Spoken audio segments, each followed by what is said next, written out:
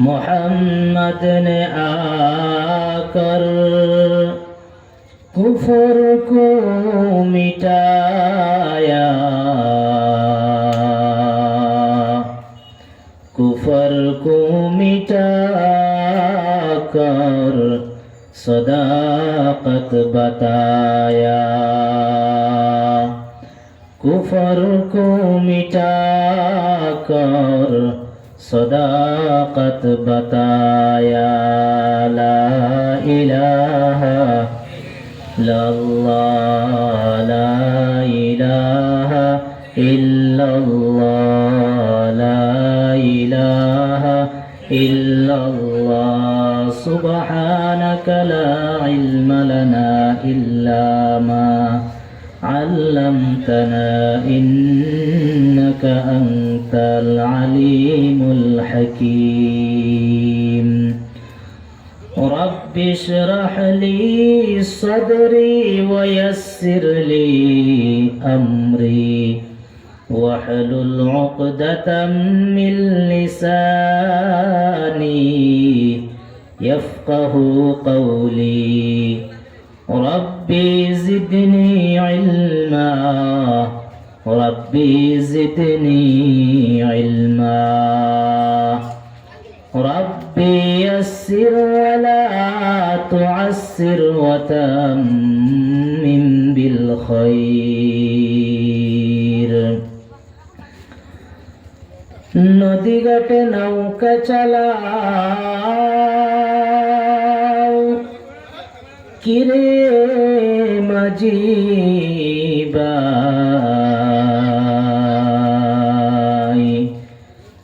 বেলা ডুবার আগে আমি ওপার উড়তে চাই। বেলা যদি ডুবে রে মন, আর তো বেলা উঠে না। মেলা যদি ভাঙ্গে রে মন, আর তো মেলা জমে না। নদীর পার ভাঙ্গে পার গড়ে, ওই তো নদীর খেলা। সকাল বেলা ধনী রে তুই ফকির সন্ধ্যা বেলা। সকাল বেলা ধনী রে তুই ফকির সন্ধ্যা বেলা। মরণ থেকে যতই পালাও, মরণ তোমায় লইবে গিরি। যদিও সুদূর আকাশ প্রাণে, লুকাও সে তাই লাগিয়ে সিঁড়ি। আইনামা তাকুনু ইউদরিকুমুল মাউতু ওয়ালাউ কুনতুম ফি বুরুজিন মুশাইয়াদা। আলহামদুলিল্লাহ। কাবিল ইহতারাম বুড়াজার থানার অন্তর্গত শীতলমারি বাজারগাঁও জামে মসজিদের উদ্যোগে ওয়াজ মাহফিলের সম্মানিত সভাপতি, উপস্থিত বুজুর্গ উলামায়ে কেরাম, সামনে বসে থাকা মুরব্বী বাবারা, যুবক ভাইয়েরা, বাড়িতে অবস্থানরত সম্মানিতা মা এবং বোনেরা, সকলকে জ্ঞাপন করছি মোবারকবাদ, সত্যগুণ শুকরিয়া আল্লাহ সুবহান মহিয়ান সর্বশক্তিমান আল্লাহ পাকের জন্য, যিনি অত্যন্ত দয়া করে মায়া করে হাজারো মানুষ থেকে যাচাই বাছাই করে আমাদেরকে একই জায়গায় একই কালে একই স্থানে আসার বসার তৌফিক প্রদান করেছেন। এজন্য আল্লাহ তাআলার শেখানো ভাষায় আমরা সকলেই মিলে আল্লাহর শুকর আদায় করছি, আলহামদুলিল্লাহ। ভাইরা, আমরা যারা আসছি আমাদের মধ্যে ঈমান রয়েছে। যারা আসতে পারে নাই ওদের মধ্যে ঈমান আছে না নাই সেটা বলবো না, কিন্তু ঈমান যদিও আছে, কমজোর ঈমান আছে। একটু উদাহরণ দিলে আপনারা বুঝতে পারবেন। মনে করেন এক এলাকার মধ্যে একটা সাপ, বিশাল বড় সাপ মানুষকে ডিস্টার্ব করে। তো আগেকার দিনে উজা থাকতো, উজা উজা বোঝেন না আপনারা? সাপ ধরতো যে বিন বাজায়। তো এক উজাকে এলাকার মানুষ ধরছে, যে আমাদের এলাকা এই বাচ্চারা, তো ওজাকে এলাকার মানুষ ধরছে যে আমাদের এলাকায় একটা বড় সাপ আছে, আপনার কাছে যেহেতু বিন আছে তো বিন বাজাইয়া আপনি সাপ দুটিকে ধইরা আপনি নিয়ে যান। তো ওজা কি করলো, শেষ এই সাপের যে বিনটা বাজাইতে বাজাইতে এক পর্যায়ে ক্লান্ত হয়ে গেল, কিন্তু সাপ বাহির হয় না। তো এলাকার মানুষকে বলল, এক কাজ করো, আমাকে একটা কুদাল দেও, আমি কুদাল দিয়ে জমিটাকে কাটবো, গর্তটাকে আমি খুলবো, তো দেখবো এখানে কি রকমের সাপ রয়েছে। তো কুদাল আনা হয়েছে, গর্তটা খোদন করা হয়েছে, তো পরে দেখা গেল এখানে একটা বিশাল বড় দুড়া সাপ আছে। দুড়া সাপ চিনেন তো সবাই? আচ্ছা বলেন তো, দুড়া সাপের কি বিষ আছে? যেই সাপের বিষ নাই সেই সাপের সামনে যেমন বিন বাজাইলে সে বাহির হয় না, তেমন যেই মানুষের ইমানের কমজোরি আছে তাকে হাজারবার ডাকলেও সে ইমানের নাই থাকার কারণে তারাও মাজলিসে আসতে পারে না। এজন্য ভাইদেরকে অনুরোধ করব, আরেকটা জিনিস আছে আমাদের এলাকায়, যে মাগরিবের পরেই অনেক মানুষ আছে চা পান করে, সুপারি খায়, চা খায়, এজন্য হয়তো বাড়িতে গেছে, ইনশাল্লাহ আসবে, সবাই আসবে। আমরা যেহেতু বসছি, আমরা তাদের জন্য সকলেই মিলে আল্লাহর কাছে দোয়া করি যে আল্লাহ, আমরা যারা এখানে বসতে পেরেছি, আসতে পেরেছি, আমাদের মতন আমাদের যারা ভাই আসতে পারে নাই, তাদেরকেও এই জান্নাতের বাগানের মধ্যে আসার তৌফিক দান করুন, বলুন আমিন। এরপরে আমি গুজারিশ করব, আপনাদের জন্য আমি দোয়া করেছি মাহফিল নিয়ে, আপনারা আসেন, একটু সময় আপনারা আল্লাহর রাস্তার মধ্যে ব্যয় করে দেন, ইনশাআল্লাহ হাসরের ময়দানে এটাও কাজে আসবে। এজন্য ভাইয়েরা আমার, সময় কম, সংক্ষিপ্ত আলোচনা কোনো ভূমিকা ছাড়াই আমি আপনাদের সামনে আয়াতে কারিমা তিলাওয়াত করেছি। এই আয়াতের মধ্যে আল্লাহ তাআলা একটি আদেশ দিয়েছেন, একটি নিষেধ দিয়েছেন। একটি আদেশ করেছেন, একটি নিষেধ করেছেন। আদেশ কি? আল্লাহ বলেন, ইয়া আইয়ুহাল্লাযীনা আমানুত্তাকুল্লাহ, হে ঈমানদারেরা, তোমরা আমি আল্লাহকে ভয় করো, ভয় করো। প্রশ্ন হলো, আমরা তো ঈমান আনলাম আল্লাহর ভয় নিয়েই, আর না হয়তো আমরা ঈমান আনতাম না। তো আল্লাহ কেন ঈমানদারদেরকে বললেন তোমরা ঈমান আনো? ঈমানদারেরা, আল্লাহ বলেন, ইয়া আইয়ুহাল্লাযীনা আমানুত্তাকুল্লাহ, হে ঈমানদারেরা, তোমরা আমি আল্লাহর উপর ভয় করো, আমি আল্লাহকে ভয় করো। ওরে আল্লাহর বান্দা, এই জায়গায় তো আল্লাহ তাআলা এইভাবেও বলতে পারতেন, হে মানুষেরা, ইয়া আইয়ুহান নাসুত্তাকিল্লাহ, হে মানুষেরা, তোমরা আমি আল্লাহকে ভয় করো। এই কথা না বলিয়া আমার আল্লাহ বলে, হে ঈমানদারেরা, তোমরা ভয় করো। এন আল্লাহ কেন ঈমানদারদেরকে আলাদাভাবে করলেন? এখানেও যদি আল্লাহ তাআলা, হে মানুষেরা, তোমরা আমি আল্লাহকে ভয় করো এভাবেই বলছেন, তাহলে হিন্দুদেরকেও বলা হতো, খ্রিস্টানদেরকেও বলা হতো, ইহুদিদেরকেও বলা হতো, নাসারাদেরকেও বলা হতো, মুসলমানদেরকেও বলা হয়। কিন্তু না না, আল্লাহ এখানে আলাদাভাবে মুসলমানদেরকে সম্বোধন করে করে কেনই বা এই নসিহত করলেন, হে ঈমানদারেরা, তোমরা আমি আল্লাহকে ভয় করো। এই কথার উদ্দেশ্য হলো, হিন্দু যারা তারা তো আমার আল্লাহকে বিশ্বাসই করে না, ইহুদিরা তো আমার আল্লাহকে বিশ্বাস করে না, নাসারাও তো আমার আল্লাহকে বিশ্বাস করে না। যারা আমার আল্লাহকে বিশ্বাসই করে না, তাদেরকে তো এই ভয় করার মতন নসিহত করার কোনো প্রয়োজন নাই, প্রয়োজন নাই। এজন্য হয়তো আল্লাহ মুমিনদেরকে, ঈমানদারদেরকে আলাদাভাবে এই নসিহত করেছেন, রে ঈমানদারেরা, তোমরা যারা আমি আল্লাহর উপর বিশ্বাস করেছো, ঈমান এনেছো, তোমরা আমি আল্লাহকে ভয় করে নাও। 2 নম্বর জবাব হলো, রে বাবা, এই জমিনের মধ্যে যদি মানুষদেরকে যদি আমরা সিফতি ডাক দিয়া কোনো কাজের আদেশ করি, মানুষগুলো বড় খুশি হয়ে যায়।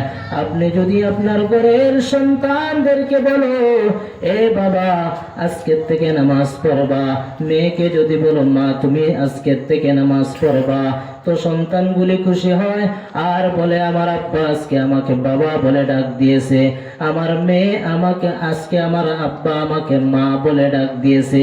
এই যে মানুষটা খুশি হয়ে যায়, এটা আপনি নাম ধরে বললে খুশি হতো না। আপনি যদি বলে, আব্দুর রহমান আজকের থেকে নামাজ পড়বা, ওই সন্তানটা খুশি হতো না। আপনি বাবা বলে ডাক দিয়েছেন তো মানুষ খুশি হয়। এখানে যদি আপনারা আমাকেও যদি বলেন শাহিদুর রহমান শুনে যাও, তাহলে আমি খুশি হব না। কারণ মানুষের একটা কোয়ালিটি, মানুষের একটা সিফতের কথা, যদি সিফত হিসাবে যদি আমাকে কেউ ডাকছে, ইমাম সাহেব শুনে যাও, তাহলে আমি খুশি হয়ে যাই। একজন ইমাম সাহেব বইলে আমাকে ডাক দিয়েছে। আল্লাহ মানুষের মাইন্ডটা ভালো জানেন, এজন্য আল্লাহ তাআলা বলেন, হে মানুষেরা, এইভাবে না বলিয়া আমার আল্লাহ বলেন, হে ইমানদারেরা, তোমরা আমি আল্লাহকে ভয় করবা। এজন্য আল্লাহ ইমানদারদেরকে ডেকে ডেকে বলেন, হে আমার গোলাম, তোমরা আমি আল্লাহকে ভয় করবা।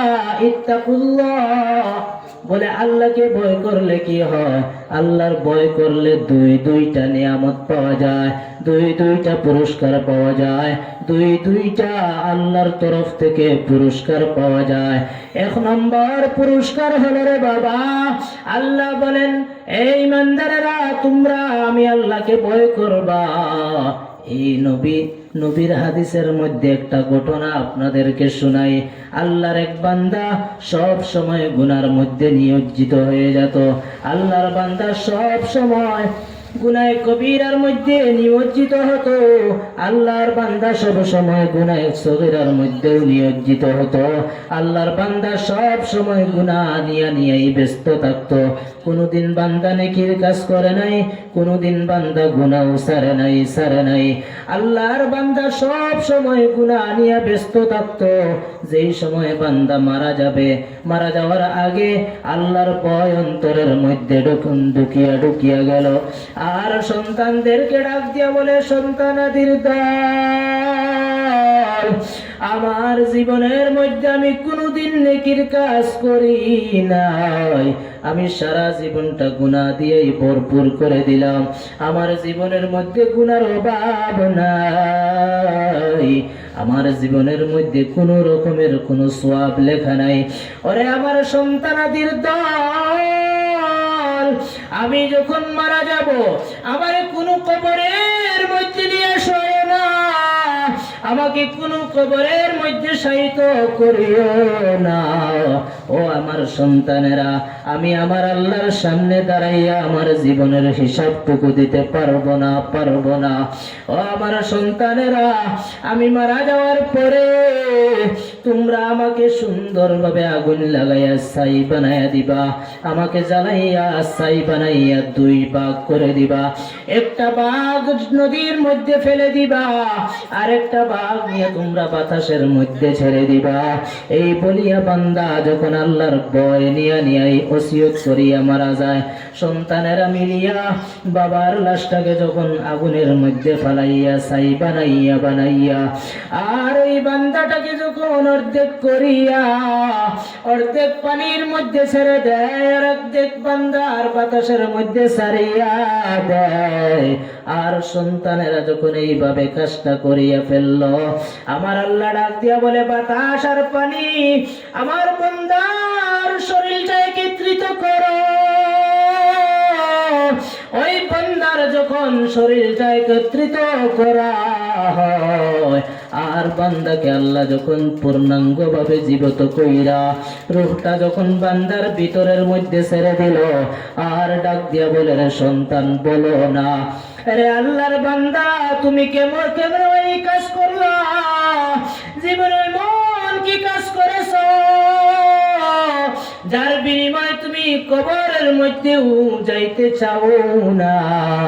আল্লাহর বান্দা ডাক দিয়া বলে, দয়ার মালিক, আমার জীবনটা তো আপনি জানো, আমি সারা জীবন গুনাহ করে করে আমার সারা জীবনটা বছর করে ফেললাম।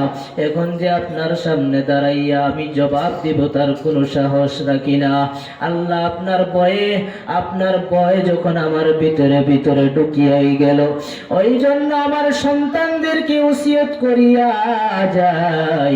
আল্লাহ বলেন, বান্দা, তুই আমার ভয়ে দুনিয়ার জমিনের মধ্যে কবরের মধ্যে শুইতে চাও না।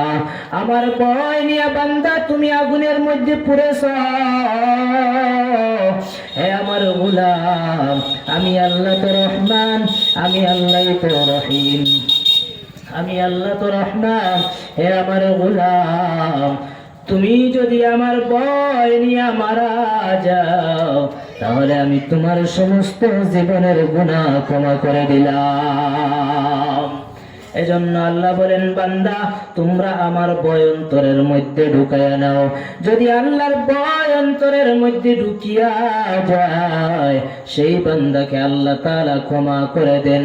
দুই নাম্বার আল্লাহর তরফ থেকে পুরস্কার হলো, হযরতে ওমর রাদিয়াল্লাহু আনহু একদিন মসজিদে নববীর মধ্যে বসিয়া, হযরতে ওমর রাদিয়াল্লাহু আনহু মসজিদে নববীর মধ্যে বসিয়া এমন ভাবে নসিহত করতেছেন, ওয়াজ করতেছেন, মানুষদেরকে বুঝায়। এমত অবস্থায় কিছু যুবক সামনে বসিয়া বসিয়া বয়ানটা শুনল। আর হযরতে ওমর বলেন, ওয়ালিমান খাফা মাকাম রাব্বিহি জান্নাতান। এর বান্দা, যদি আল্লাহর ভয় নিয়ে তুমি দুনিয়াতে থাকো, দুনিয়ার জমিনে যদি তোমার ভয়, আল্লাহর ভয় অন্তরে ঢুকাইয়া নাও, আমার আল্লাহ ওয়াদা করেছেন দুইটা জান্নাত দিয়া দিবে। এই বয়ান শুনিয়া যুবকেরা যখন বাড়ির দিকে রওনা হয়, আর এক আল্লাহর বান্দাকে এক মহিলা বাড়ির দিকে ডাকিয়া নেওয়া হয়, এ পুরুষ আল্লাহর বান্দা, এদিকে আসো। ও যুবক, আসো, তোমার সাথে আমার যৌবনের চাহিদা পূরণ করব। এইভাবে যখন বান্দাকে ডেকে ডেকে বাড়ির মধ্যে নিয়ে যায়, আর বাড়ির মধ্যে নিয়ে যখন ওই মহিলাটা এমন ভাবে প্রস্তাব দিল, আল্লাহর বান্দা ওই উমরের বয়ানটা মনের মধ্যে পড়ে যায়।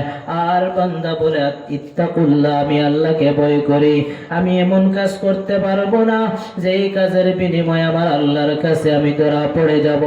এমন কাজ করব না যেই কাজের কারণে আমি জাহান্নামের আগুনে যেতে হবে।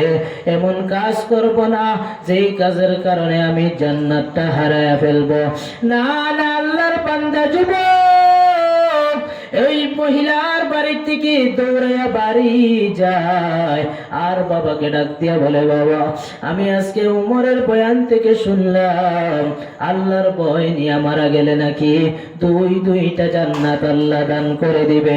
ওগো বাবা, যখন আমি বাড়ির দিকে রওনা দিলাম, আর এক মহিলা আমাকে বাড়ির ভিতরে নিয়ে যায়, কিন্তু বাবা আমি গুনাহ করি নাই গো বাবা, কিন্তু আমার অন্তরের মধ্যে ভয় লাগে, আমার আল্লাহ যদি কিয়ামতের ময়দানে আমার পাউজুলটা যদি আল্লাহর সামনে দাঁড়াইয়া সাক্ষ্য দিয়ে দেয়, ওগো দয়ার আল্লাহ, তোমার বান্দা ওই মহিলার বাড়িতে গিয়েছিল, এই একটা সাক্ষ্যই তো আল্লাহর কাছে আমি ধরা পড়ে যাব। এই বলিয়া সন্তানটা এমন ভাবে আল্লাহর ভয় নিয়ে মারা যায়। আর আল্লাহর বান্দাকে জানাজা করিয়া যখন দাফন করিয়া আল্লাহর বান্দা হযরতে উমরের মসজিদের মধ্যে চলে যায়, ওই সন্তানের বাবা মসজিদে যাওয়ার পর হযরতে উমর ডাক দিয়ে বলে, ওরে সন্তানের বাবা, তোমার সন্তানটা আমার মসজিদের মধ্যে নামাজ আদায় করত, ওই সন্তানটা আসিয়া আমার বয়ান শুনিয়া শুনিয়া বাড়ির থেকে যেত। ওরে আল্লাহর বান্দা, বলো তোমার সন্তান কোথায়? ওই সন্তানের বাবা ডাক দিয়ে বলে, উমর, কালকে তোমার বয়ান শুনিয়া আমার সন্তানটা যখন বাড়ি যায়, বাড়ি যাওয়ার সময় এমন এক মহিলার চাপটে পইরা আমার সন্তান গুনাহ করে নাই, কিন্তু আমার সন্তানটা ভয় পায়া আল্লাহর ভয় নিয়া দুনিয়ার থেকে মারা গেল। আমি তো তাকে কবরের মধ্যে রেখে আসলাম। হযরত ওমর আর সন্তানের বাবা কবরের জিয়ারতের মধ্যে চলিয়া যায়। আর জানাজার জিয়ারতের মধ্যে যাওয়ার পর হযরত ওমর বলে, ওরে সন্তানের বাবা, কোনো টেনশন নাই, টেনশন নাই, আমি ওমর দুইটা জান্নাতের গ্যারান্টি পাই। চিল্লায় বলুন সুবহানাল্লাহ। আর আজরে বলুন সুবহানাল্লাহ। কে সে ওমর? যে ওমর মদিনার মধ্যে কেউ যদি স্বপ্নে দেখত, সেই স্বপ্ন পর্যন্ত হযরত ওমর বলতে পারত। একদিন হযরত আলী মদিনার মসজিদের মধ্যে, মদিনার জমিনের মধ্যে হযরত আলী স্বপ্নে দেখতেছেন আল্লাহর পয়গম্বর আসিয়া আমার নবীর সুন্দরভাবে নামাজ আদায় করার পর হযরত আলী স্বপ্নে দেখতেছেন ফজরের নামাজ পড়ার পরে এক মহিলা ঈশা এমন ভাবে খেজুরের টুকরা দিয়া বলে, ও নবী মুহাম্মদ, তোমার সাহাবীদেরকে লইয়া ওই খেজুরের টুকরাটা বন্টন করে খাইবা, এটা আমার তরফ থেকে হাদিয়া পাঠাইয়া দিলাম। আর আমার নবী সবাইকে এই খেজুরের গুটিগুলো বাঁচতেছে এমন ভাবে সবাইকে বন্টন করে দিতেছে। এমত অবস্থায় হযরত আলীকেও একটা খেজুর আল্লাহর নবী দিয়া দিলেন। হযরত আলী খেজুরটা মুখের মধ্যে দিয়া ঘুম থেকে উঠিয়া যায়। যখন খেজুরটা মুখের মধ্যে দিয়া দেয়, কারণ নবীর স্বপ্ন, যে বান্দা আমার নবীকে স্বপ্নে দেখে সেটা কোনোদিন মিথ্যা হতে পারে না। আমার নবীর স্বপ্নটা সত্য হয়ে যায়। এজন্য স্বপ্নে দেখছে হযরত আলী আমার নবী খেজুর বন্টন করে। এমত অবস্থায় আলীর হাতের মধ্যে একটা খেজুর আমার নবী যখন দিয়া দেয়, আর নবী খেজুরটা হযরত আলী খেজুরটা মুখের মধ্যে লইয়া যখন মুখের মধ্যে দিল, অটোমেটিক্যালি আল্লাহর বান্দার ঘুম সারিয়া যায়। ওই আল্লাহর বান্দা ঘুম থেকে উঠিয়া মসজিদের মধ্যে চলে গেল। মসজিদে যাওয়ার পরে তাকায় দেখে হযরত ওমর নামাজ পইরা এমন ভাবে সামনের দিকে ফিরছে। আর এক মহিলা একটা খেজুরের টুকরা নিয়ে মসজিদের বাচ্চাদেরকে ডাক দিয়া বলে, রে বাবা, আমার নবী তো দুনিয়াতে নাই, আমি নবী থাকলে তো নবীর হাতের মধ্যে খেজুরের টুকরাটা দিয়ে দিতাম। নেও ওমরের হাতের মধ্যে খেজুরের টুকরা দিয়া বলবা সবাই যেন বন্টন করে খায়। এই খেজুর দেওয়ার পরে হযরতে ওমর সবাইকে খেজুর দিতেছে। হযরতে আলীকেও একটা খেজুর দেওয়া হলো।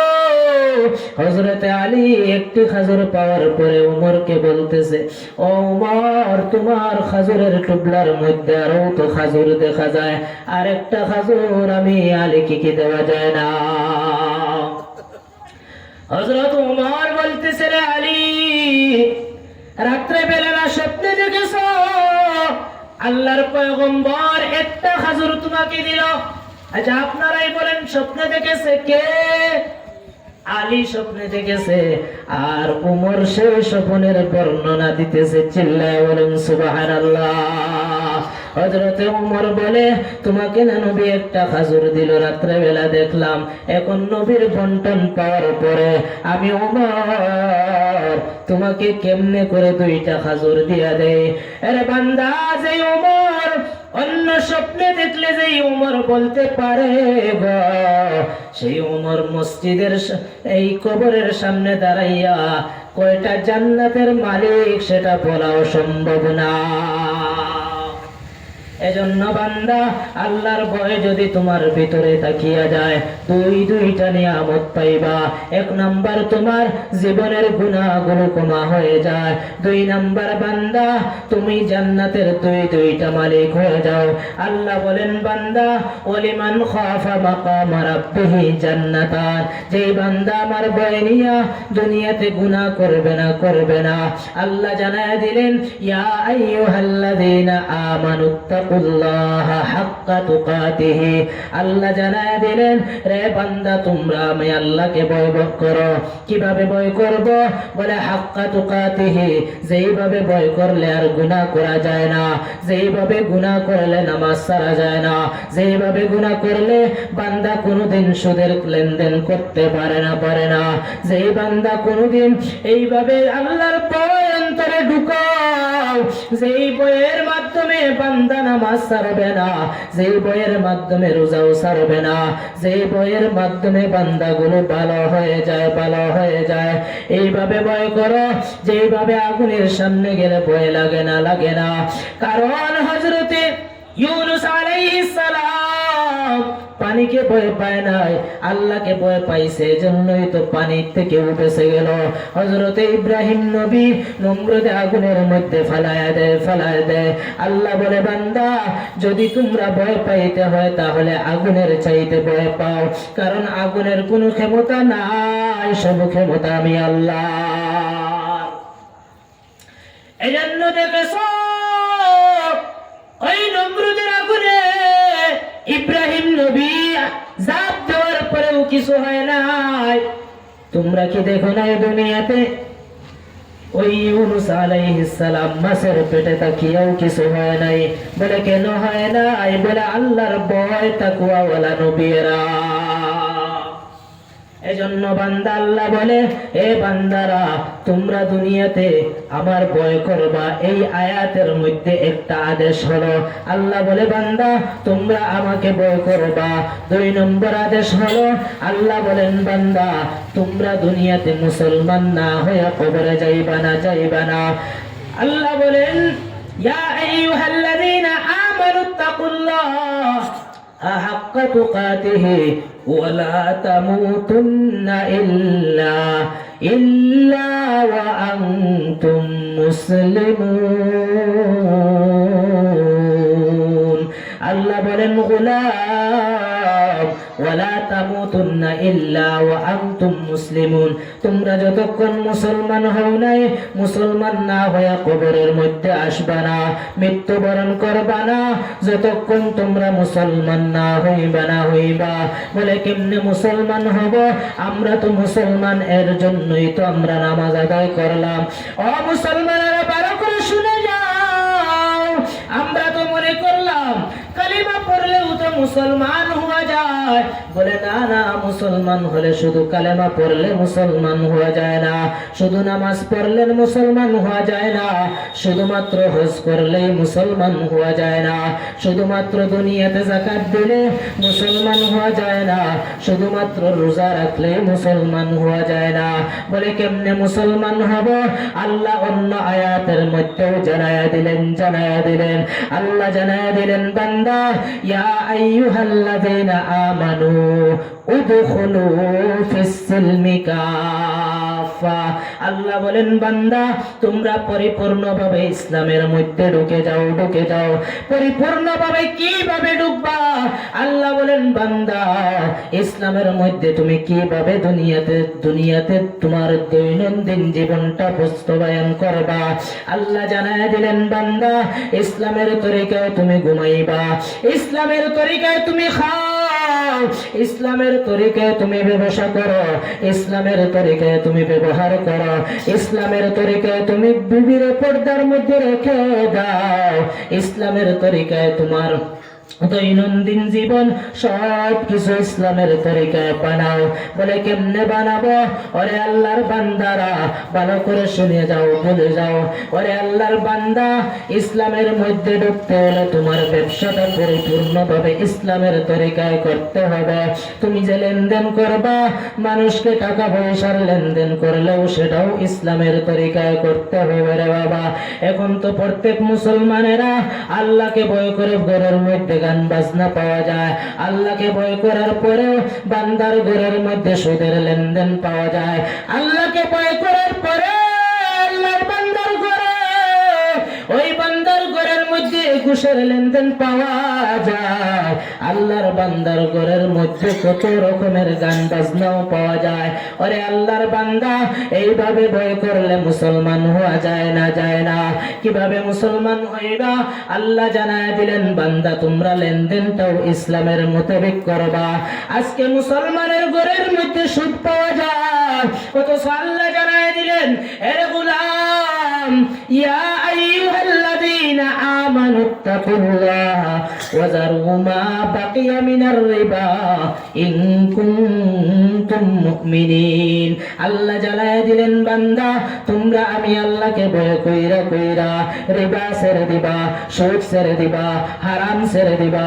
তোমরা যদি মুমিন হয়ে থাকো, যদি তোমরা আমি আল্লাহর উপর ঈমান আনিয়েই থাকো, যদি তোমরা ফেরেশতাদের উপর ঈমান আনো, যদি তোমরা আখিরাতের উপর ঈমান আনিয়েই থাকো, তাহলে হে ঈমানদারের দল, তোমরা দুনিয়াতে থাকবা যতদিন সুদ গ্রহণ করবা না, করবা না, সুদের লেনদেন করবা না।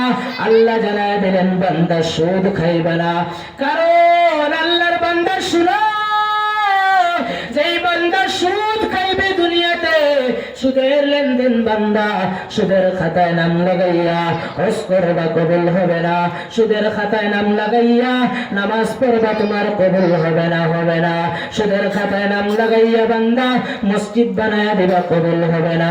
সুদের খাতায় নাম লাগাইয়া মাদ্রাসা বানাইলেও কবুল হবে না। সুদের খাতায় নাম লাগাইয়া আল্লাহর কোরআন তেলাওয়াত করলেও সওয়াব হবে না।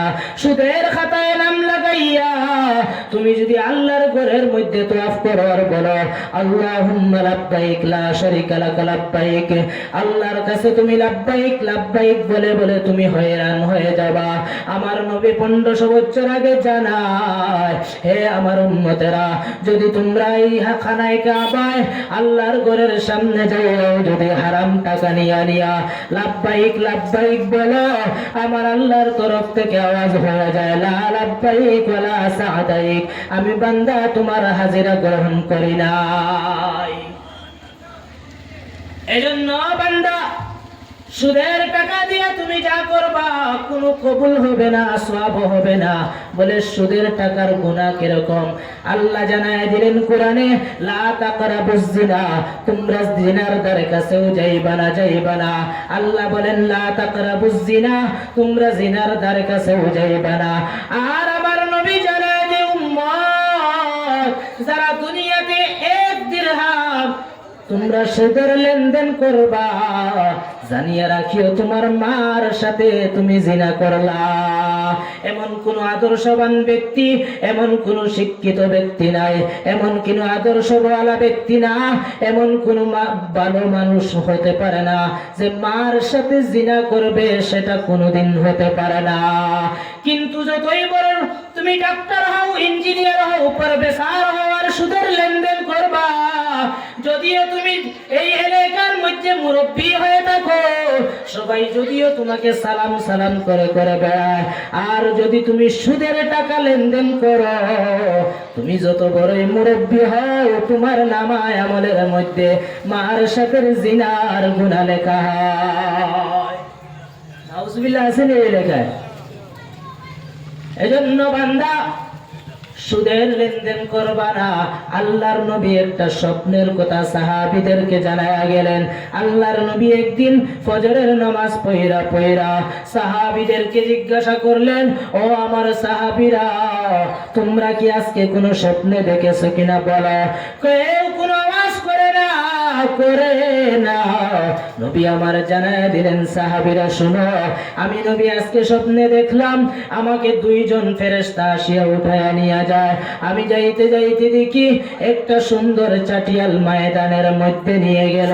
আমি ওখানে যাওয়ার পরে দেখি একটা নদী প্রবাহিত হলো। সেই নদীর মধ্যে শুধু রক্ত, এই রক্তের মধ্যে একজন মানুষ সাঁতরাইতে সাঁতরাইতে ওপার দিকে আসতেছে। বান্দা যখন পারের মধ্যে উঠবে, আমি তাকায় দেখি পারের মধ্যে আরেকজন পাথর নিয়ে দাঁড়ায় আছে। আর ওই বান্দা যখন সকাল থেকে উঠতে চায়, ওই বান্দা পার থেকে একটা পাথর নিক্ষেপ করা হলো। ওই পাথরটা যাইয়া বান্দার মুখের মধ্যে যখন পড়িয়া যায়, ওই বান্দা আগের জায়গার মধ্যে আবার চলে যায়। আমি তাদেরকে জিজ্ঞাসা করলাম, ওরে ফেরেশতার দল,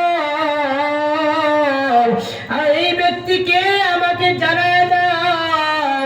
ফেরেশতারা বলে, নবী আমার, এই উম্মতেরা হলো আপনার উম্মত, যেই বান্দা দুনিয়াতে সুদের লেনদেন করবে, এভাবে তার কিয়ামত পর্যন্ত এই রক্তের নদীর মধ্যে সে সাঁতার দিতে থাকবে, কিন্তু কোনোদিন পারে উঠবে না। এজন্য নবী জানায় দিলেন, এ আমার সাহাবীরা, আমি রাত্রে বেলায় স্বপ্নটা দেখলাম। ওরে আল্লাহর বান্দা, ভালো করে শুনো, সুদ গ্রহণ করলে আল্লাহ কি বলে জানো?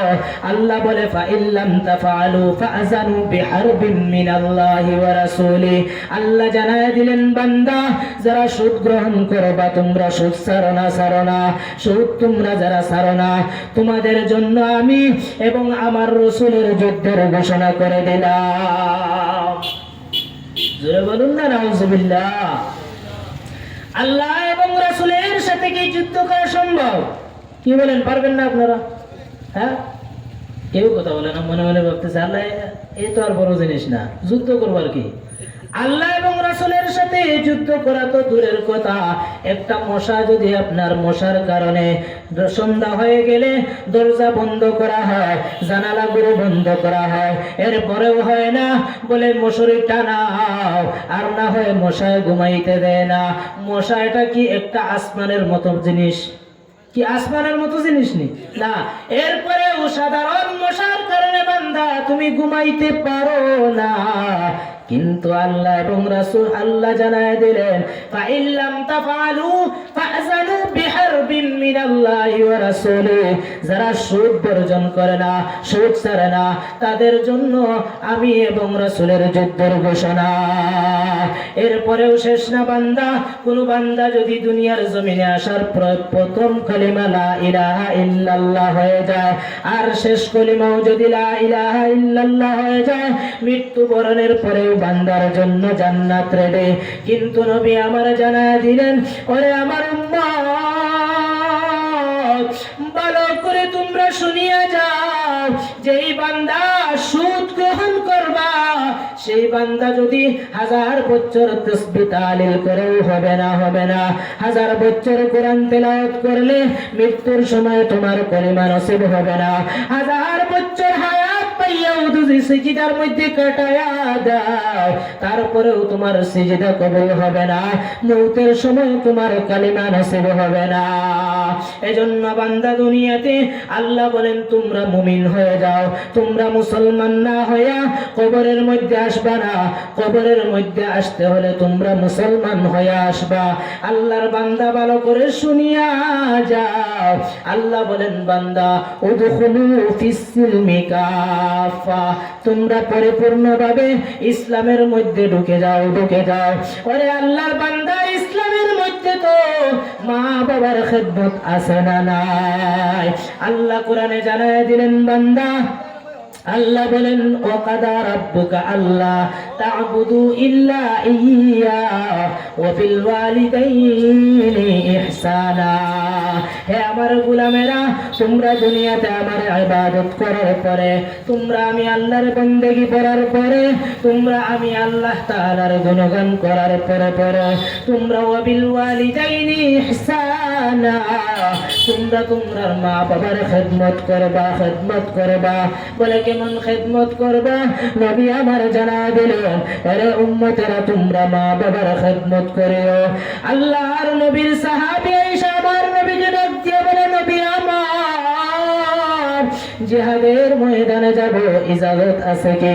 নবী আমার জানায় দিল, হে উম্মত, বলো তোমার মা আছে নি? সেই বান্দা জানায় দেয়, ও নবী আমার মা বাড়ির মধ্যে অসুস্থর মধ্যে পড়ে আছে। আল্লাহর নবী বলে, আমার এ সাহাবী, যাও, তুমি তোমার মার খেদমত করবা, তোমার মার খেদমত করলে আল্লাহর জান্নাতে যাইবা, আমি নবীর সাথে জিহাদের ময়দানে যাইতে হবে না। চিল্লায়া বলুন সুবহানাল্লাহ। ওরে বান্দা জানো আমার নবী বলে, ও সাহাবায়ে কেরামেরা, আমি দুনিয়াতে আসার পরে তোমরা কিভাবে নামাজ পড়বা আমি দেখা দিয়া গেলাম, কেমনে তায়াম্মুম বানাইবা আমি নবী স্বয়ং দেখা দিয়া গেলাম, তোমরা মানুষ মরলে কিভাবে গোসল দেওয়াইবা আমি নবী নিজে দেখা দিয়া গেলাম, আমি নবী তোমরা কিভাবে মানুষ মরলে কাফন করবা দেখা দিলাম, আমি হতভাগা নবী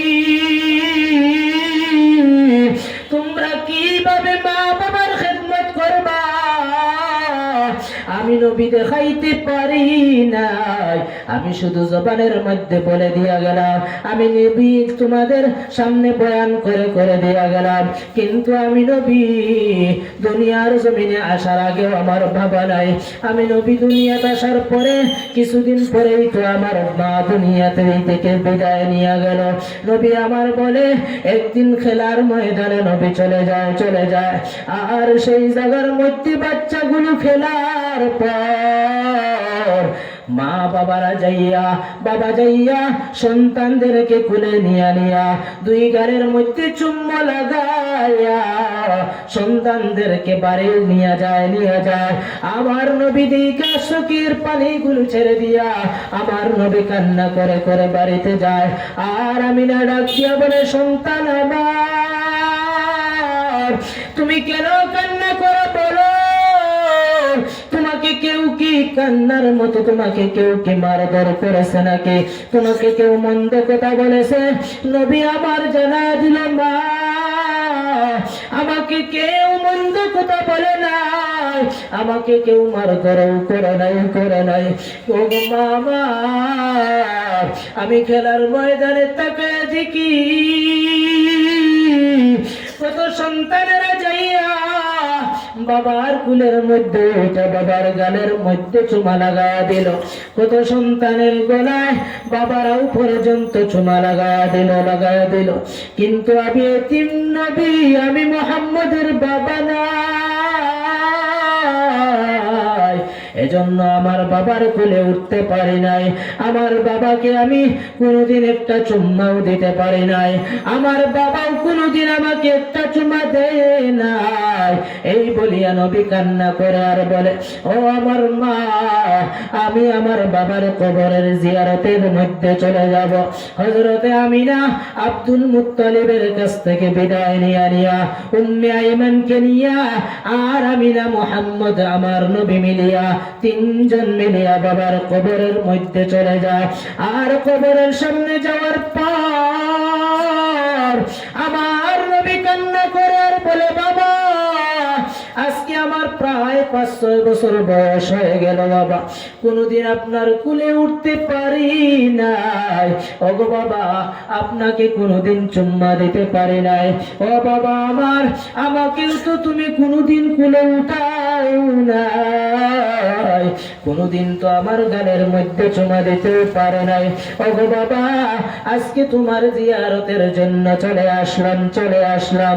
এই বলিয়া নবী কান্না করে আর কান্না করে করে যখন নবীর মা উম্মে আইমান আর নবীর মা আমার নবী যখন আবার মক্কার দিকে রওনা হয়ে গেল, আর আমার নবীর মা রাস্তার মধ্যে যাওয়ার পরে উম্মে আইমানকে ডাক দিয়া বলে, রে উম্মে আইমান, আমার মুহাম্মদকে আমার কুলের মধ্যে উঠাইয়া দে, আমি মুহাম্মদ মনে হয় আর মক্কাতে যাইতে পারবো না, আমার ছেলের তো বাবা নাই, আজকে বাবার কবর দেখতে আসিয়া আমি মাকেও ফালাইয়া যাবে, আমি মনে হয় আর মক্কাতে যাইতে পারবো না। এই বলিয়া আমিনা আমার নবীকে কুলের মধ্যে উঠাইয়া আর ডাক দিয়া বলে, রে আমার মুহাম্মদ, আজ থেকে যদি আমি মারা যাই তাহলে বলো না মার সাথে কোনো রাগ করিও না রে বাবা। ও আমার সন্তান, আমার জন্য তুমি রাগ করিও না, মন খারাপ করিও না রে বাবা। ও মোহাম্মদ বলো, আমি মারা যাওয়ার পরে তোমাকে কে গোসল করায়া দেবে, কে তোমাকে খাদ্য খাওয়ায়া দিবে, কে তোমাকে ঘুম পাড়ায়া দেবে। এই বলিয়া হযরতে আমিনায় কান্না করে আর বলে, আর উম্মে আইমানকে ডাক দিয়া বলে, ওরে উম্মে আইমান, আমি আমিনা মক্কাতে যাইতে পারবো না। আমার সন্তান মুহাম্মদকে তোমরা মহব্বত করিয়া আমার সন্তানকে তোমরা কষ্ট দেবা না। এই বলিয়া হযরতে আমিনা রাস্তার মধ্যে মারা যাওয়ার পরে প্রচন্ড জ্বর হয়ে গেল, মারা যাওয়ার পরে নবী আর আমার নবী আর উম্মে আইমান যখন মক্কার দিকে রওনা হয়ে গেল, আর মক্কার কাছাকাছি যাওয়ার পরে আমার নবীর দাদা আব্দুল মুত্তালিব রাস্তার সামনে দাঁড়ায় আছে, আর দেখে আমিনা নাই। আব্দুল মুত্তালিব একটা চিৎকার দিয়া বলে, রে দেশের মানুষ, আমার আমিনা মনে হয় নাই, আমার পুত্র বধূ আর দুনিয়াতে নাই। এদিকে আব্দুল মুত্তালিব কান্না করে, আর নবী নামিয়া আসিয়া আমার নবী সুয়ার থেকে নামিয়া দাদার গলার মধ্যে জাপ দিয়া ধরছে আর বলে, ওগো দাদা বলো না, আমার তো দুনিয়াত আসার আগেই তো বাবা হারায়া ফেললাম, আমার তো মাকে দুনিয়াতে আসার পরে আমার মাকেও আমি হারায়া এতিম হয়ে গেলাম। ও বাবা দাদা আমার বলো, আমার মতো এতিম তো আর কেউ নাই, আমার বাবা নাই, আমার মা জননী দুনিয়াতেও নাই। ওগো দাদা, তোমরা আমাকে মহব্বত করবানি। আমার নবীর দাদা জানায়া দিল, মুহাম্মদ আমার, ও নাতি আমার, আমি কোনোদিন তোমাকে কষ্ট দিব না। আমার মা নাই, আমার বাবা নাই, আমার ওই সন্তানটাও নাই, আমার সন্তানের পুত্র বধূ দুনিয়াতে নাই রে বাবা, এজন্য আমি তোমাকে কষ্ট দিব না। এই বলিয়া হযরতে আব্দুল মুত্তালিবের কাছে নবী থাকতো। আব্দুল মুত্তালিব যখন মারা যাবে, এমত অবস্থায় আবু তালেবের কাছে গিয়া আবু তালেবের কাছে জানায়া দিল, আবু তালেব, আমার নাতি মুহাম্মদের তো মা নাই, আমার নাতির মুহাম্মদের তো বাবা নাই, আমিও দুনিয়ার থেকে চলে যাব, আর দুনিয়ার থেকে চলে যাওয়ার পরে আমার মুহাম্মদ কোথায় থাকবে, কি খাবে জানি না। ও আবু তালেবের কাছে ওসিয়ত করে যায়, আমার সন্তানকে তুমি কষ্ট দিও না, আমার ওই নাতিকে তুমি কষ্ট দিও না, আমার মুহাম্মদকে তুমি যত্ন করে তোমার কাছে রেখে দিবা। এজন্য নবী জানায় দিলে, সাহাবীরা, আমি মা হারা দুনিয়াতে, আমি বাবা হারাইলাম দুনিয়াতে, এজন্য আমি মা বাবার খেদমত দেখাইতেও পারি না। ওরে আল্লাহর বান্দা, দুনিয়াতে মা বাবার খেদমত করে আগাও। যেই বান্দা মার খেদমত করে কোনোদিন অসম্মানে হয় না, যেই বান্দা মা বাবার খেদমত করে না, নবী আমার জানায়া দিছেন, বান্দা, যেই বান্দার উপর মা বাবা খুশি হয়, তার উপর আমার আল্লাহ খুশি হয়ে যায়, আর যার উপর আল্লাহ খুশি হয়ে যায় তাকে আল্লাহ তাআলা জান্নাত দেয়া দেয়। আর যার উপরে মা বাবা বেজার হয়, আমার আল্লাহ তার উপর বেজার হয়ে যায়, আর যার উপর আল্লাহ বেজার হয়ে যায় তাকে জান্নাত দেওয়া সম্ভব হবে না। এজন্য বান্দা দুনিয়াতে মা বাবার খেদমত করেই থাকবা। এজন্য আল্লাহ জানায়া দিলেন, বান্দা তোমরা ইসলামের মধ্যে ঢুকিয়া মরবা, ইসলামের মধ্যে তরিকায় চলবা, ইসলামের তরিকায় তোমরা দুনিয়াতে চলবা। এজন্য বান্দা, যদি তুমি ইসলামের তরিকায় যদি চলো না, তাহলে হাসরের ময়দান বড় ভয়ঙ্কর। এজন্য আমি প্রথম বলেছিলাম আল্লাহ জানায় দিলেন বান্দা তোমরা আমি আল্লাহকে ভয় করবা বলে আল্লাহ কি ভয়ঙ্কর নাকি? বলে না, আল্লাহ তো ভয়ঙ্কর না। আল্লাহ হলেন রহমান, আল্লাহ হলেন রহিম, আল্লাহ হলেন দয়ালু, আল্লাহ হলেন অতি দয়ালু, আল্লাহ হলেন মাফ করনেওয়ালা। আল্লাহ তো ভয়ঙ্কর না, তাহলে কেন ভয় করব? আল্লাহ জানায় দিলেন বান্দা তোমরা মুফাসসিরিনে কেরামরা জানায় দিলেন তোমরা আল্লাহকে ভয় করবা, তার মানে হলো আল্লাহর ভয় না, কারণ হলো আল্লাহ তো ভয়ঙ্কর না। আল্লাহর ভয় মানে হলো তোমরা আল্লাহর আযাবকে ভয় করবা, কারণ আল্লাহ কোরআনে জায়গায় জায়গায় বলে দিয়েছে ইন্না বাতশা রাব্বিকা লাশাদীদ, ইন্না আযাবি লাশাদীদ, এমন ভাবে আযাবের কথাও জানায় দিয়েছে। আল্লাহ জানায় দিলেন বান্দা আমি যেমন বড় রহমান, আমি যেমন দয়ালু, আমি যেমন মালিক, আমি যেমন বড়, আমার আযাব তত বড়। আমার আযাব বড়, আমার জান্নাত যেমন বড়, আমার জাহান্নামটাও তেমন বড়। আমার দয়া যেমন বড়, আমার আযাব তেমন বড়। আমার দয়া যেমন বড়, আমার গুসাও তেমন বড়। এজন্য হাসরের ময়দানে আল্লাহ যখন এই হাসরের দুনিয়াটার মধ্যে হাসরের মাঠ কায়েম হয়ে যাবে, আর কায়েম হওয়ার পরে আল্লাহ ওই সময় একটা ভয়ঙ্কর আওয়াজ দিয়ে বলবে লিমানিল মুলকুল ইয়াউম লিল্লাহিল ওয়াহিদিল কাহ্হার। আল্লাহ ভয়ঙ্কর আওয়াজ দিয়া বলবে এ দুনিয়ার রাজা বাদশারা তোমরা কোথায়? আজকের এই হাসরের ময়দানে, এই ময়দানে রাজত্ব চলবে কার? কেউ তখন আওয়াজ করবে না, কেউ কথা বলার সুযোগ পাবে না। একজন নবীরা পর্যন্ত এই সময়ে ইয়া নাফসি নাফসি বলে কাঁদবে। এত ভয়ঙ্কর আওয়াজ আল্লাহ যখন বলবে এই পৃথিবীর অর্থাৎ কিয়ামতের ময়দানের রাজত্বকার, কেউ যখন কথা বলবে না, আল্লাহ জানায় দেবে লিল্লাহিল ওয়াহিদিল কাহ্হার। আল্লাহ বলবে আজকের রাজত্ব মহারাগের আগান্বিত আল্লাহর, আমি আজকে রাগান্বিত হয়ে গেছি। আর আল্লাহ যখন এমন ভাবে আওয়াজ দিয়ে দেবে, গুনাহগারের মাথার উপরে থাকবে সূর্য, জমিনটা থাকবে তামা। এত ভয়ঙ্কর সময় আল্লাহ জানায় দিলেন ইয়াউমা ইয়াফিরুল মারউ মিন আখি ওয়া উম্মিহি ওয়া আবি ওয়া সাহিবাতিহি ওয়া বানি। আল্লাহ বলে হাসরের ময়দানে এত ভয়ঙ্কর, যেই সময় ভাই থেকে পলায়া যাবে, মা সন্তান থেকে পলাবে, সন্তানগুলো বাবার থেকে পলায়া যাবে। এমন ভয়ঙ্কর সময় আল্লাহ বলে কেউ সহায়তা করবে না। স্বামীও সন্তান থেকে পলায়া যাবে। এই কঠিন মুসিবতের সময় নবীরাও পর্যন্ত নাফসি নাফসি বলে কাঁদবে। আর শুধুমাত্র আমার নবী বলবে ইয়া রাব্বি হাবলি উম্মতি উম্মতি, আল্লাহ আমার একটা এক উম্মত জাহান্নামের মধ্যে দিবা না। এই বলিয়া নবী কান্না করবে। আল্লাহ বলবে ওয়ালা সাউফা ইউতিকা রাব্বুকা ফাতারদা। ওগো নবী আমার, আজকে আপনাকে আমি লজ্জিত করব না। এই জায়গায় আপনাকে সম্মানিত করব। এই জায়গায় আপনার উম্মতদেরকে আমি বাছাই করে আপনার সাথে দিয়ে দেব। ও নবী আমার, আপনি এই জায়গায় কান্না করতে হবে না।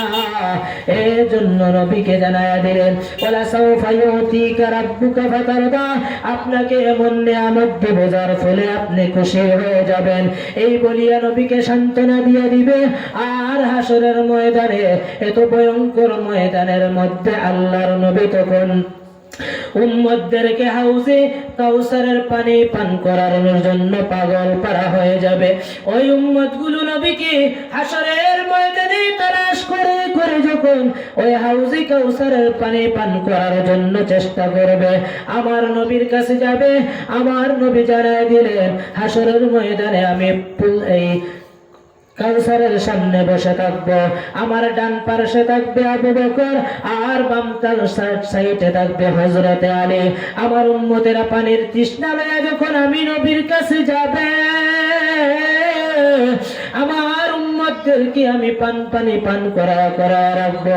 এক গ্লাস পানি পান করলে বান্দা হাসরের ময়দানে 500,000 বছর দাঁড়ায় থাকলেও পানির পিপাসা হবে না।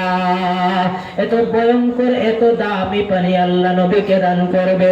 ওই পানির মাধ্যমে বান্দা হাসরের ময়দানে ভয়ঙ্কর সময় তোমার আমার পানির পিপাসা দূর করা হবে। চিল্লায়া বলুন সুবহানাল্লাহ। এজন্য বান্দা দুনিয়াতে যতদিন থাকবা ইসলামের লাইনে থাকা লাগবে।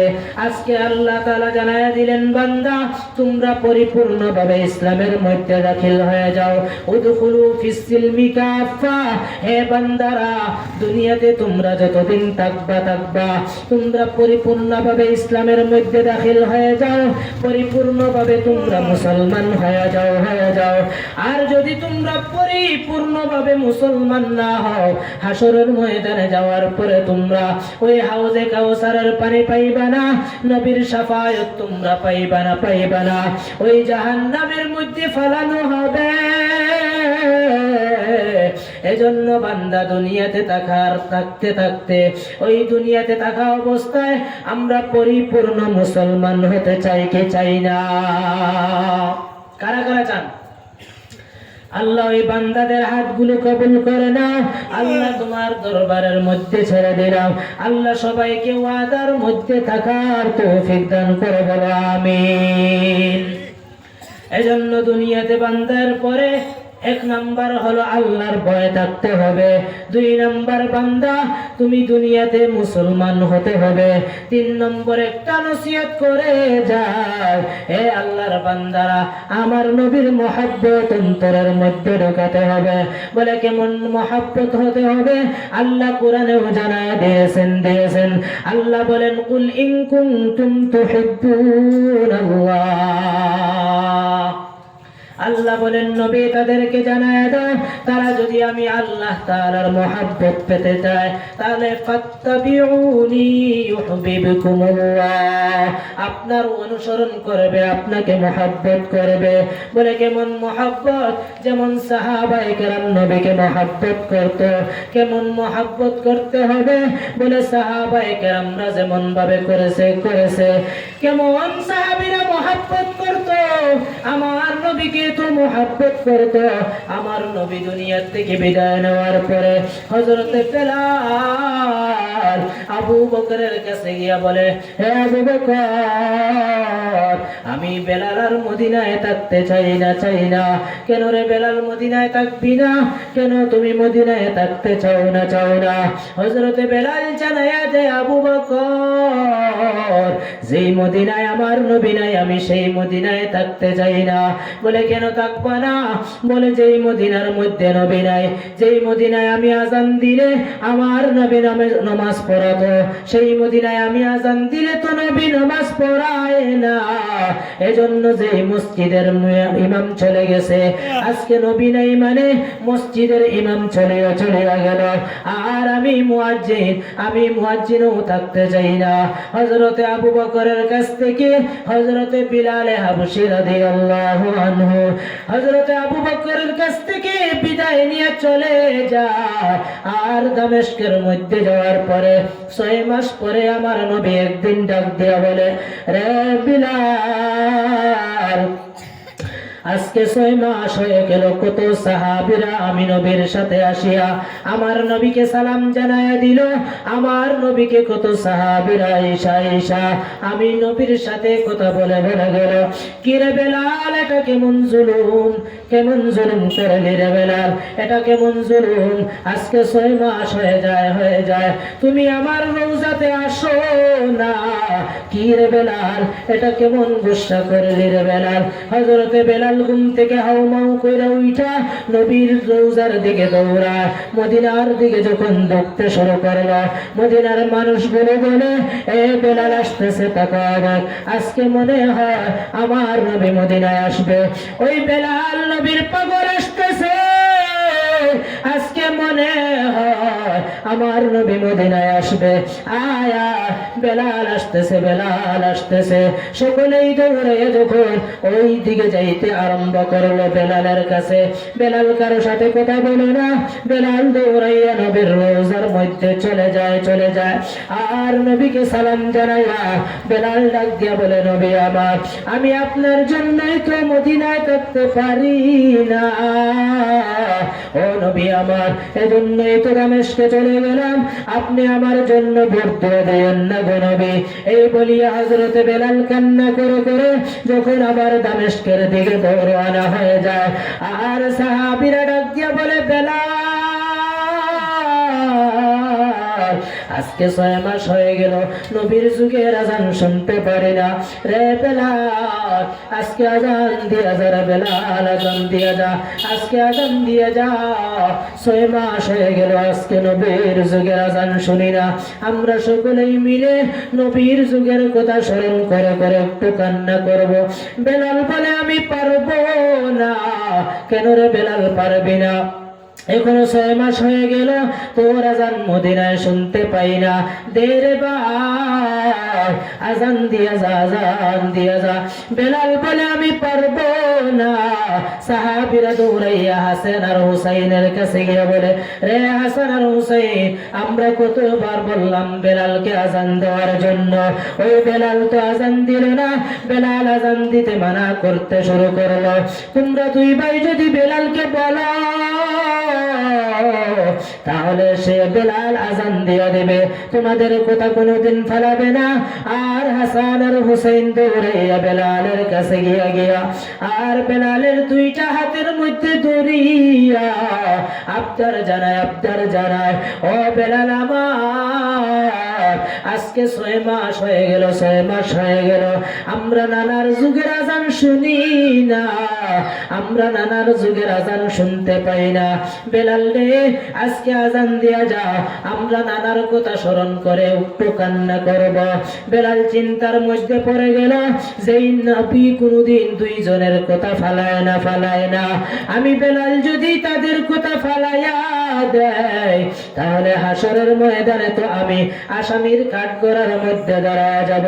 কারণ সাহাবীদের আদত হলো নবীর কথা কোনদিন ফালাতো না, নবীর মুহাব্বত তাদের ভিতরে তো বেশি ছিল, এত বেশি ছিল। একজন সিদ্ধ সাহাবে সাহাবে আল্লাহর নবীর কাছে গিয়া বলে, বশির ইবনে উকবা আমার নবীর কাছে গিয়া গিয়া বলে, ও নবী আমার, আপনি জিহাদের ময়দান থেকে বেরিয়ে আসলেন, আমার বাবা তো এলো না, আমার বাবা এখনো পর্যন্ত আসে নাই, ওই টাকায় দেখো সূর্য তো ডুবে যায়, আমি সন্ধ্যা হয়ে গেলে আমার মা নাই, আমার ভাই বোন কেউ নাই, আমার বাবার গলায় ধরে ধরে ঘুমাইতাম, আমার বাবা যদি আসে না আমি কার গলায় ধরে ধরে ঘুমাবো? নবী আকাশের দিকে তাকায়া চোখের পানিগুলো ছেড়ে দিয়া বলে, ও দয়ার মালিক, এই ছোট্ট বাচ্চাকে আমি কেমনে বলি তার বাবা নাই, তার বাবা জিহাদ করতে করতে জিহাদের ময়দানে জান্নাতে হয়ে গেছে, এই কথা কেমনে বলি দয়ার আল্লাহ? এই বলিয়া যখন কান্না শুরু করলো আর বাচ্চাটা গিয়া আমার নবীর পায়ের মধ্যে জড়ায়া জড়ায়া ডাক দিয়া বলে, নবী আমার, আপনি কেন কান্না করেন? আপনি বলেন না আমার বাবা কোথায়, আমার বাবা কোথায়? নবী ডাক দিয়া বলেন, সন্তান,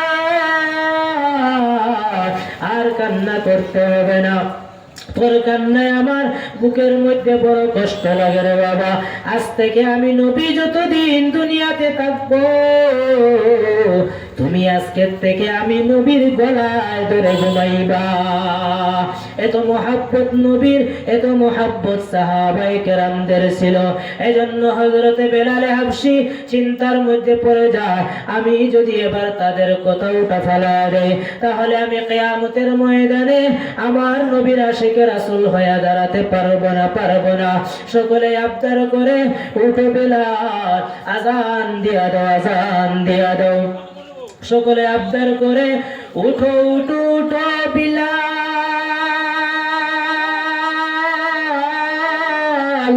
সময় হয়ে যায়,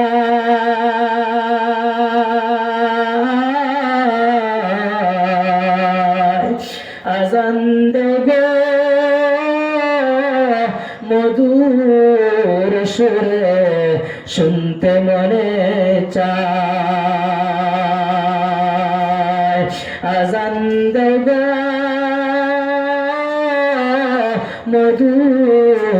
সুরে শুনতে মনে চায়। বেলাল বলেন আজান দিলে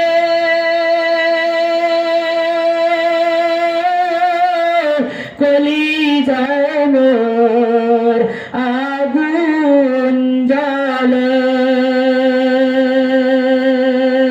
আমার আজান কে শুনিবে, আমার আজান কে শুনিবে, নবী নাই দরায়। আজান দেও গো মধুর সুরে শুনতে মনে চায়। আজান দেও গো মধুর সুরে শুনতে মনে চায়। তোমার আজান শুনলে পরে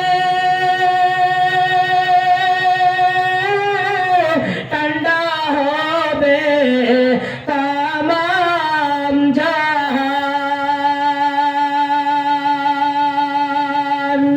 সর্বলোকের কথা মতো বেলাল উঠে মিনারায়।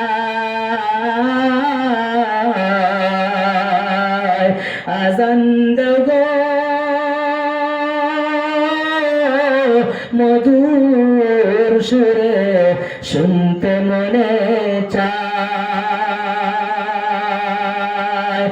বেলাল যখন আজান দিল প্রাণ পাখি তার উড়ে গেল, মাটির দেহ পরে রইল, মাটির দেহ পরে রইল সোনার মদিনা।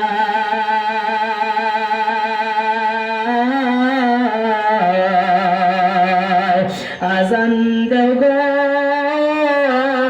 মধুর সুরে শুনতে মনে চায়। বেলাল যখন আজান দিল প্রাণ পাখি তার উড়ে গেল, মাটির দেহ পরে রইল সোনার মদিনা।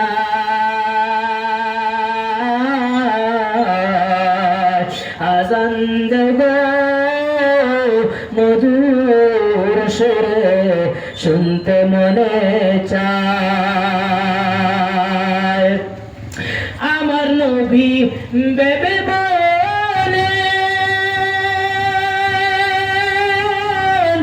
এমন প্রেমিক আর কোথাও মিলে, এমন প্রেমিক আর মিলবে না, এমন প্রেমিক আর মিলবে না নিখিল দুনিয়া।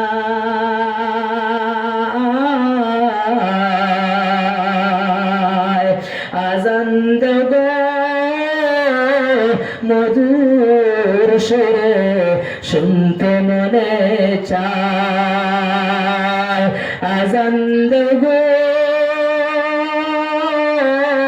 মধুর সুরে শুনতে মনে চায়।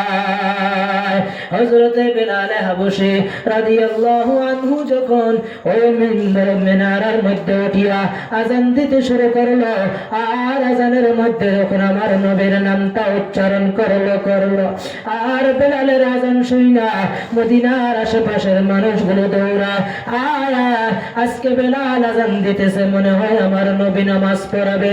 আয়া বেলাল আজান দিতেছে, বেলাল আজান দিতেছে। এই বেলালের আজান শোনা সকলেই দৌড়ে মসজিদের দিকে যাইতে আরম্ভ করলো।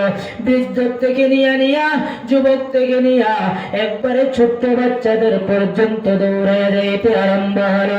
আর হযরত বেলালের আযান যখন নবীর নামটা উচ্চারণ কইরা আমার নবীর নামটা উচ্চারণ করিয়া বেলাল আর আযান দিতে পারে না, বেহুশ হয়ে জমিনে পড়ে যায়। আর সাহাবীরা দৌড়াইয়া গিয়া বেলালকে জিজ্ঞাসা করে, ওরে বেলাল, কেন আযান দিলি না, কেন আযান দিতে পারলি না? বেলাল বলে, রে ভাই, আমি যখন আযান দিতে আরম্ভ করলাম, আমি তো আযান দিতে পারবো না, এই কথা তোমাদেরকে প্রথমেই জানায়া দিলাম।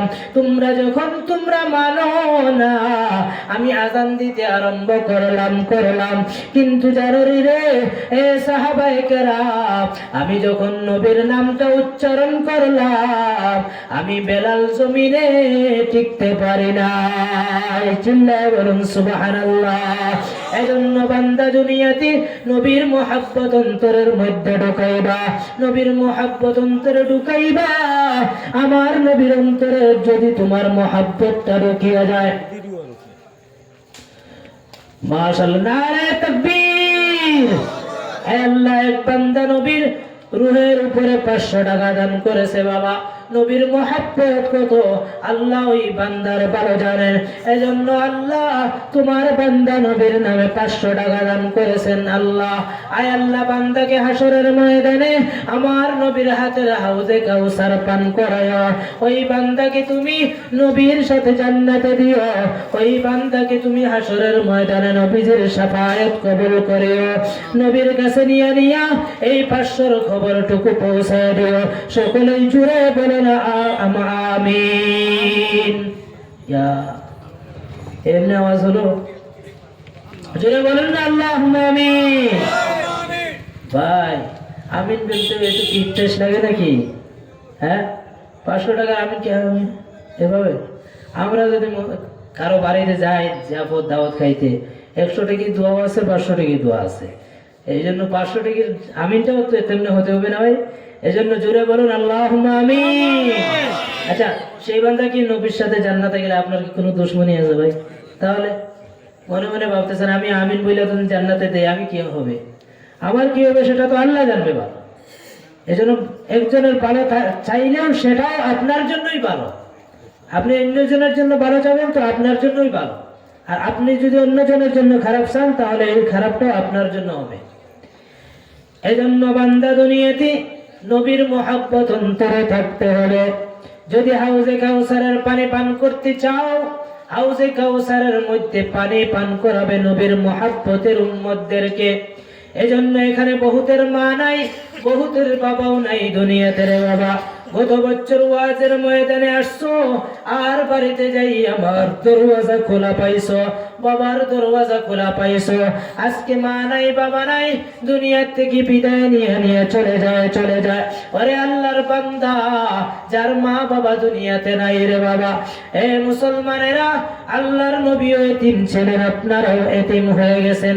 যাদের মা নাই, যাদের বাবা নাই, অন্ধকার কবরের মধ্যে চলে গেছে রে বাবা। নবী আমার জানায়া দিলেন, ওরে উম্মতেরা, কবরটা কারো জন্য জাহান্নামের বাগান হয়ে যাবে, কারো জন্য জান্নাতের বাগান, কারো জন্য জাহান্নামের আগুন লাগানো হবে, কারো জন্য কবরটা সাপ বিচ্ছুর গাড়া হয়ে যাবে।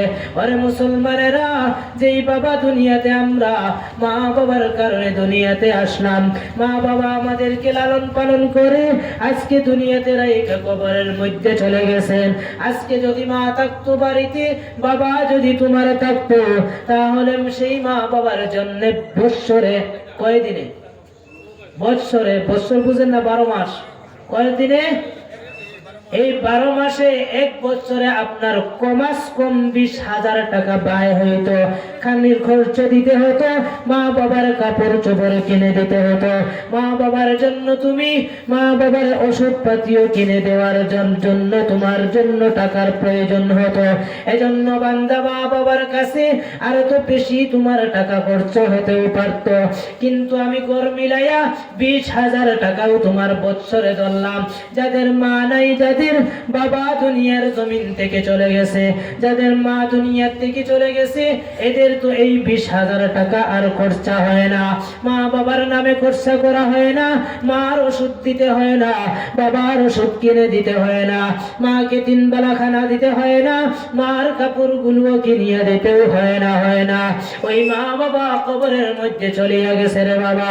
20,000 টাকা আপনার কাছে আমানত। এই 20,000 টাকা যদি তুমি, আল্লাহর নবী বলেছেন, মান বানা লিল্লাহি মাসজিদান বানাল্লাহু লাহু বাইতান ফিল জান্নাহ।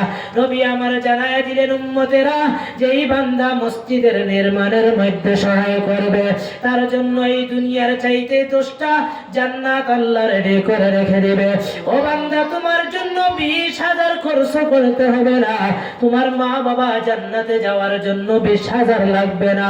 এই 20,000 থেকে 19,000 রাইকা 1,000 টাকা মা বাবা জান্নাতে যাওয়ার উদ্দেশ্য নিয়া, যদি মা নাই মার জন্য, যদি বাবাও নাই বাবার জন্য, অথবা নিজের ভাই চলে গেছে, অথবা দাদা দাদি কেউ কবরের মধ্যে চলে গেছে, ওই কবরবাসীদের জান্নাতের আরামের জন্য, জান্নাতের পোশাকের জন্য, জান্নাতের বিছানার জন্য কে আছেন 1,000 টাকা দিয়া তাদের কবরটা জান্নাত বানাইবা। আচ্ছা, এখানে কার কার বাবা নাই, কার কার মা নাই, 2টা হাতটা উঠায় দেখান তো। আমার বাবা নাই, আপনাদের তো বহুতের মা নাই, বহুতের বাবা নাই, না হাত নামান। ও বান্দা, বলো না, আজকে যে দুনিয়া তোমার বাড়ির মধ্যে যাইবা, মার দরওয়াজা বন্ধ, বাবার দরওয়াজা বন্ধ হয়ে গেছে, এমন ওয়াজের দিনে তোমার মা তোমার বাবা টাকা পয়সা দিয়া ওয়াজের ময়দানে পাঠাইতো। তোমার মা বাবা ঈদের দিন আসলে তোমাকে মাশাআল্লাহ, নারে তাকবীর,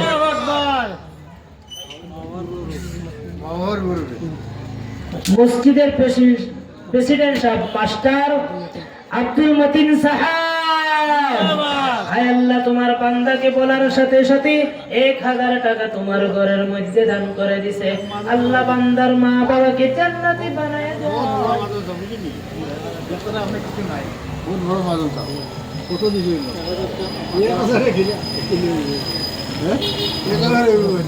রফিকুদ্দিন সাহেব